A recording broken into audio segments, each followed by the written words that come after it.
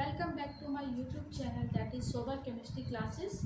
In our previous video, I have discussed about the formation of covalent compounds and ionic compounds. So in this video, I am going to discuss about the physical properties of covalent and ionic compounds. This is chapter 3rd of 10th class chemistry, and name of this chapter is metals and non-metals. So let's start. The difference between the properties of covalent and ionic compound. So first property of ionic compound is that these compounds are formed by transfer of electrons. These compounds are formed by transfer of electrons, in which one element is non-metal and another element is metal. They are combined together by transfer of electrons. So, ionic compounds are formed by transfer of electrons. On the other hand, in case of covalent compound, these are formed by sharing of electrons. Sharing of electrons.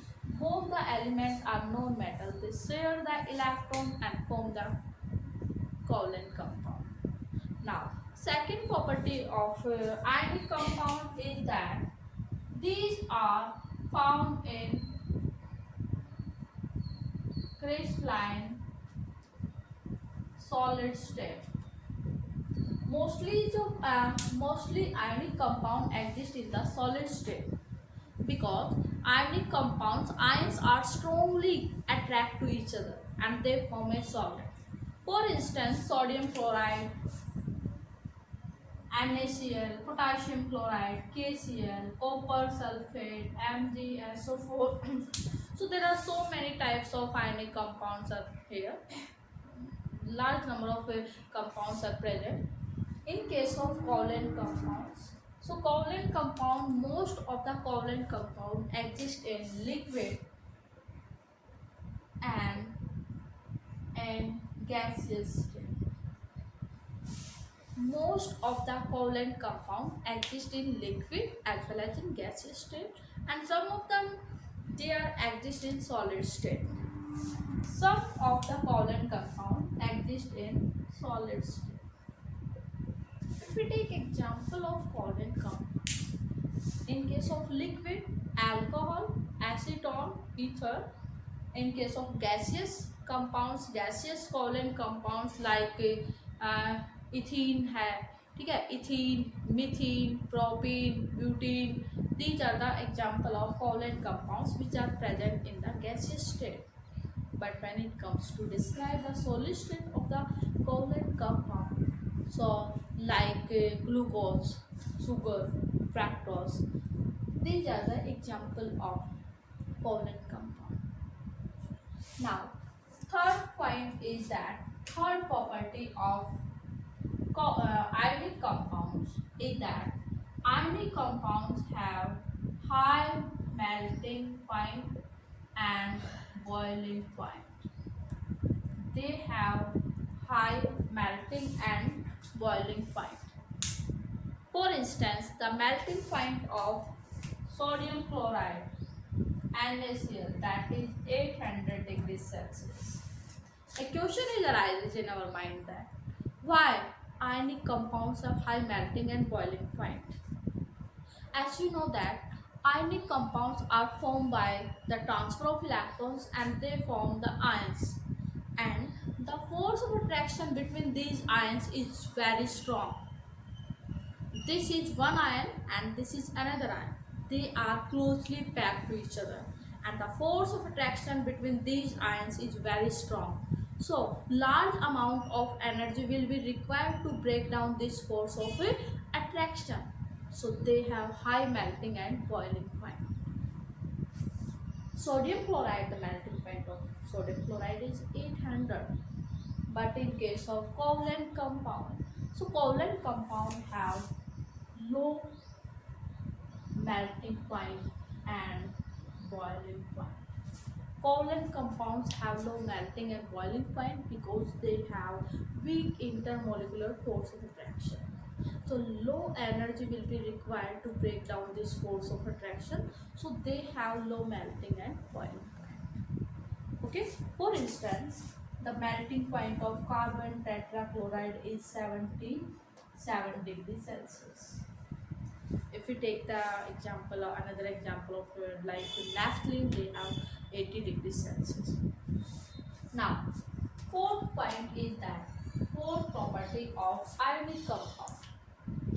Fourth property of ionic compound is that ionic compound conduct electricity. Ionic compound conduct electricity in molten state, or we can say that in liquid state, but do not conduct electricity in solid state. Do not conduct electricity in solid state. So question is that why ionic compounds conduct electricity in liquid state, or we can say that in molten state. So how we can define this question? Because we know that ionic compounds are formed by the ions. When we dissolve ionic compounds into the water, and we can say that when these ionic compounds are in liquid state or molten state, they dissociate into the ions. And we know that electricity is passes through with the help of these ions. So they conduct electricity in aqueous state, in molten state, or in liquid state. But in case of solid state, they do not conduct electricity because ionic compounds do not dissociate into ions, do not break down into ions, do not give ions in solid state. If there are no ions present in the liquid state or in the molten state, because they are present in the solid state, and electricity requires ions, but in case of solid they do not give any kind of ion, so they do not conduct electricity. Clear? Ionic compounds do not conduct electricity in solid state because in solid state no ions are present, and electricity is passes through with the help of these ions, so they are not conduct electricity in solid state. Clear? Now, in case of covalent compounds do not electricity in aqueous state, in molten state, because covalent compounds do not give any kind of ions, so they do not conduct electricity in aqueous state, in molten state. Now, fifth property of ionic compound is that ionic compounds are soluble in water. These are soluble in water, but insoluble in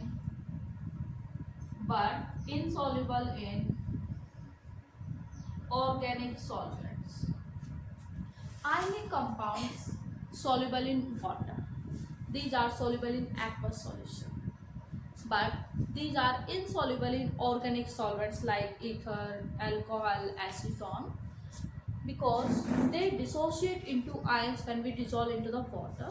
But in case of covalent compounds are not soluble in water. These are not soluble in water, or we can say that in aqueous solution, but soluble in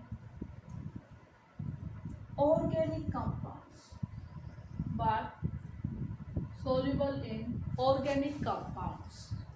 For instance, if we take sodium chloride, then this sodium chloride is soluble into the water, but it is insoluble in alcohol.